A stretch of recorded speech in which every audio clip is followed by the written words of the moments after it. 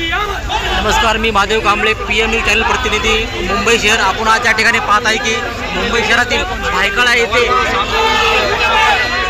ईद मिलाद मुबारक या कार्यक्रमाला भीम आर्मीचे सर्व चंद्रशेखर आझाद साहेब या ठिकाणी लाईव्ह आहे. पाहत आहे PM न्यूज चॅनलवर चंद्रशेखर आझाद साहेब लाईव्ह आहे. तमाम मेहमानान का शुक्रिया का ऑल इंडिया खिलाफत कमेटी शुक्रिया अदा करती है. आवाज समाज पार्टी के कुछ गलत होता है उसका विरोध करते हैं, सही का विरोध नहीं. तो ये थे हमारे साथ चंद्रशेखर आज़ाद जी, जिनके जिन्होंने हमारे साथ बातचीत की और जिस तरीके वन नेशन वन इलेक्शन का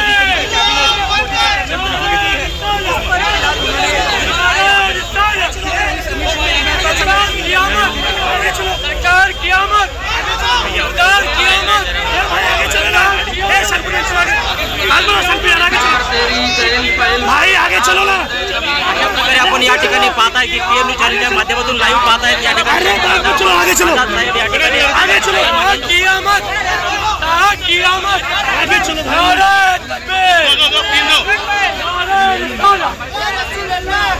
आगे चलो.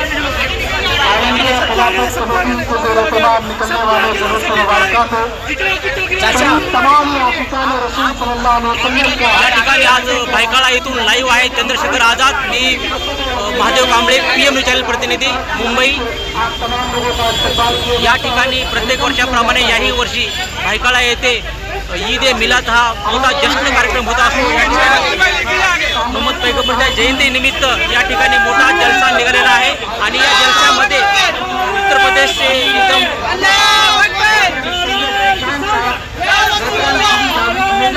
आंबेडकरवादी खासदार आझाद साहेब यांचा या ठिकाणी या जलशामध्ये झालेला आहे.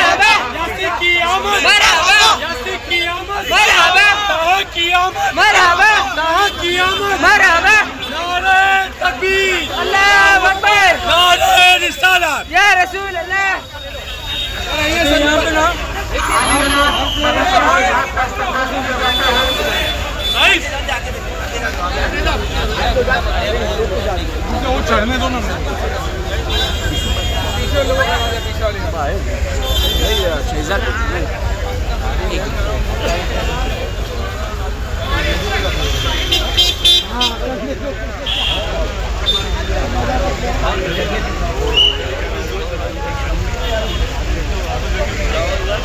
शारिक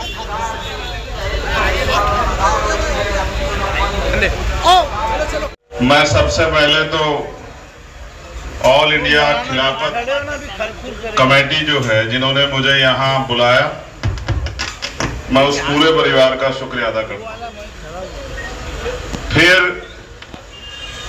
हजरत मोहम्मद साहब की योम पैदाइश ईद मिलादुन नबी की भी आपको मुबारकबाद पेश करता हूँ.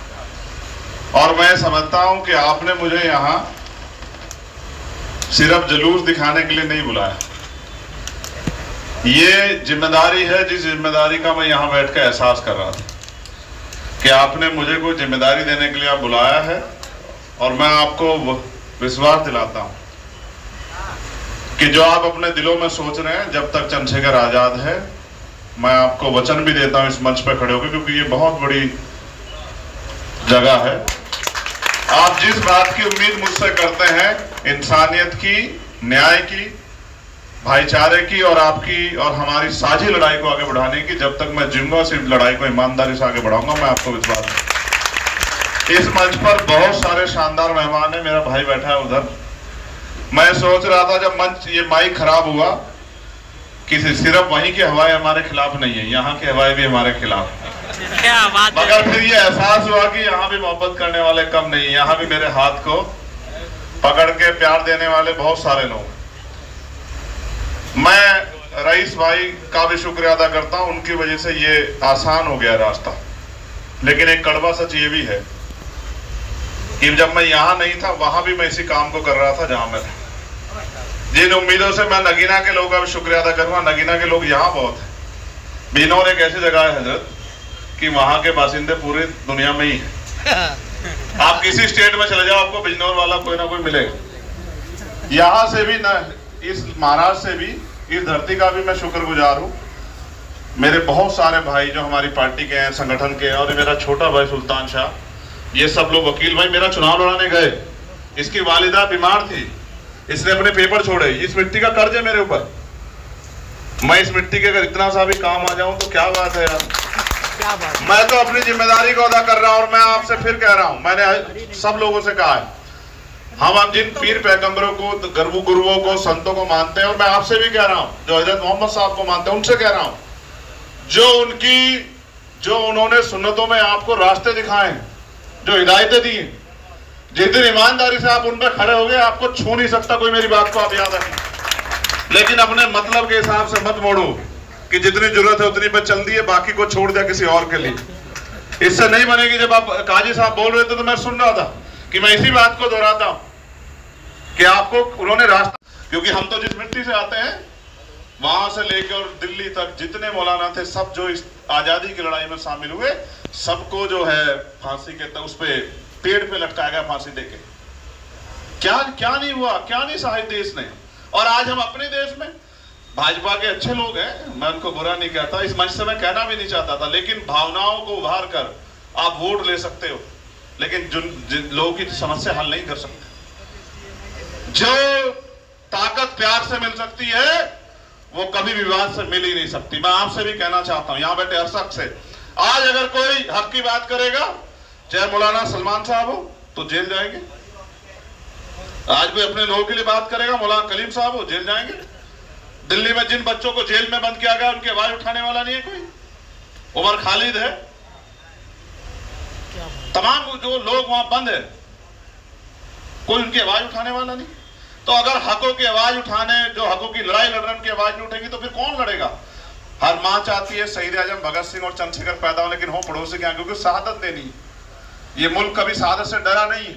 और मैं आप लोग कहता हूं, आप आगे बढ़ के चलो, आपके हाथ पकड़ के हम लोग खड़े, जहां आपका पसीना पड़ेगा, अगर हमारा खून भी वहां पड़ा तो हम बिल्कुल ना नहीं करेंगे। लेकिन मैं आपसे फिर कहना चाहता, मुल्क हमारा है, किसी के बाप का मुल्क नहीं है, इस बात को आप याद रखो। और हमें नहीं देना किसी को मुल्क के, हम लोग कितने हम मुल्क से प्यार करते हैं, इसकी हमें किसी को जो है सिफारिश भी करने की जरूरत नहीं, किसी को प्रमाण देने की जरूरत भी नहीं। हम अपने मुल्क से प्यार करते हैं। और जिसने नहीं पढ़ा, जो लोग 5 टाइम जो है सजदा करते उस मिट्टी को, उन पे भी शक करते हैं। ये शक बंद नहीं हो सकता। आप अपनी ताकत बना लो, यही एक रास्ता है। ये जमहूरियत है, आप पे ताकत नहीं होगी तो आपको जुल्म ज्यादती सहनी पड़ेगी। और मैं बोलता मैं सच कह रहा हूं, क्योंकि मुझे इस प्रोग्राम की जिम्मेदारी मेरे कंधों पे। मैं 1-1.5 घंटे 2 घंटे बोलता हूं, मेरे साथी लोग जानते हैं, लेकिन उसका समय बढ़ जाएगा।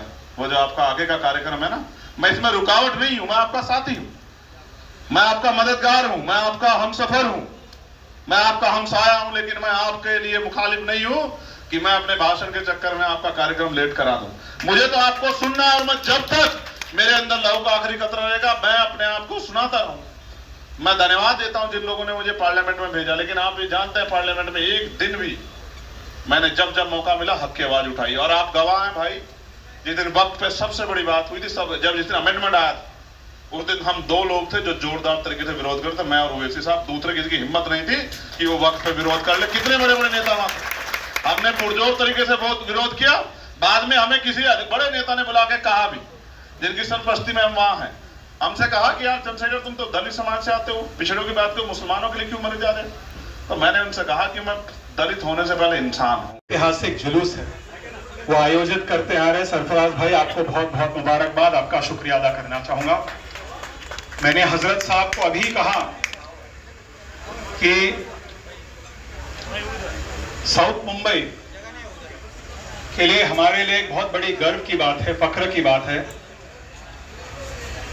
कि पूरे मुल्क में जो सबसे बड़ा गणेशोत्सव विसर्जन होता है वो हमारे साउथ मुंबई के चौपाटी बीच से होता है। बराबर। और उसके साथ साथ शायद मुल्क का सबसे बड़ा जो जुलूस निकलता है ईद मिलाद उन नबी का, वो भी हमारे साउथ मुंबई से होता है। ये हमारे लिए बहुत बड़ी गर्व है। और मैं जानता हूं कि पिछले साल भी गणपति विसर्जन और ईद मिलाद उन नबी के डेट्स में एक प्रकार से क्लैश हुआ। पिछले साल भी कौम की ये मांग थी कि एक छुट्टी डिक्लेयर किया जाना चाहिए, और इसके लिए उस समय भी इस मंच पर मैंने सरकार का शुक्रिया अदा किया। आज भी मैं सरकार का शुक्रिया अदा करना चाहूंगा, लेकिन मैं खास करके हमारे मुस्लिम समाज के भाइयों बहनों का शुक्रिया अदा करना चाहूंगा। आपकी जो सब्र है, जो संयम है, जो सहयोग है, इसके लिए मैं आपका तहे दिल से शुक्रिया अदा करना चाहता हूं। और यही संदेश, यही पैगाम नबी साहब ने पूरी दुनिया को, इंसानियत को दिया है। मैं बहुत लंबा भाषण वैसे भी देता नहीं हूं, मैं मुरली भाई का शहजादे हूं, वे भी बहुत कम शब्दों में बोलते थे। लेकिन आज अंतर्राष्ट्रीय स्तर पर यदि देखा जाए, मिडिल ईस्ट में क्या हो रहा है, यूक्रेन रूस के बीच में क्या हो रहा है, जब युद्ध के बादल आते हैं, उन युद्ध के बादल को मिटाने के लिए, दूर करने के लिए, युद्ध को यदि हम समाप्त करना चाहते हैं, नफरत को यदि हम समाप्त करना चाहते हैं, तो हमें प्रॉफेट मोहम्मद नबी साहब का पैगाम जो है, जो संदेश है, उस संदेश की आज भी 1500 वर्षों के बाद भी उस संदेश की जरूरत है। तो मैं बहुत ही कम शब्दों में और एक बार हमारे मुसलमान भाइयों बहनों को बहुत ही मुबारकबाद देना चाहता हूं। और अगले साल 2025 में नबी साहब का हम 1500वीं जयंती मनाने जा रहे हैं। ये बहुत बड़ी फख्र की बात है पूरी दुनिया में, इंसानियत के लिए, मानवता के लिए। मैं आपको इसके लिए भी एडवांस में बहुत बहुत शुभकामनाएं, मुबारकबाद देना चाहूंगा। जहां तक हमारी कहीं भी जरूरत होगी, हमारे दरवाजे कौम के लिए हमेशा खुले हुए हैं। इन्हीं शब्दों के साथ मैं अपना